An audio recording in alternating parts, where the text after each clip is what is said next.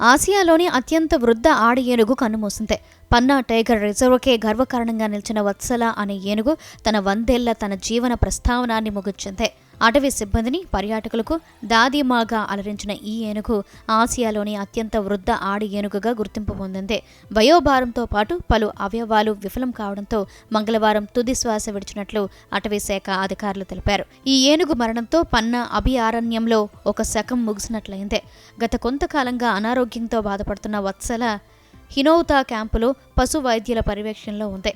వత్సల మరణ వార్త తెలియగానే PTR field director Anjana Suchitha, Tirkey deputy director Mohit Sood, వన్యప్రాణి వైద్యులు సంజీవ్ గుప్తా హుటాహుటిన ఘటనా స్థలానికి చేరుకున్నారు.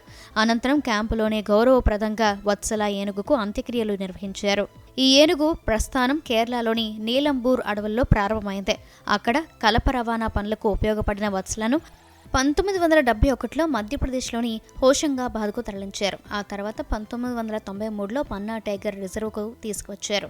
సుమారు దశాబ్ది కాలం పాటు పులుల జాడను గుర్తించే బృందంలో కీలక పాత్ర పోషించి వన్యప్రాణి సంరక్షణకు ఎంతగానో దోహదపడితే తన చివరి రోజుల వరకు ఇతర ఏనుగు పిల్లలకు సంరక్షకురాలిగా, కొన్ని ఏనుగుల ప్రసవాలకు మంత్రసానిగా వ్యవహరించి తల్లి ప్రేమకు నిలువుటద్దంగా నిలిచింది.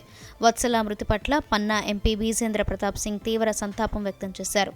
100 ఏళ్లకు పైగా అద్భుతమైన ప్రయాణం చేసిన వత్సల మరణం పన్నా ప్రజలకు భావోద్వేగపూరితమైన క్షణం అని ఆయన ఎక్స్లో పేర్కొన్నారు. పన్నాను సందర్శించిన పర్యాటకులు సైతం వత్సలతో తమకున్న జ్ఞాపకాలను సోషల్ మీడియాలో పంచుకుంటూ నివాళులు అర్పిస్తున్నారు.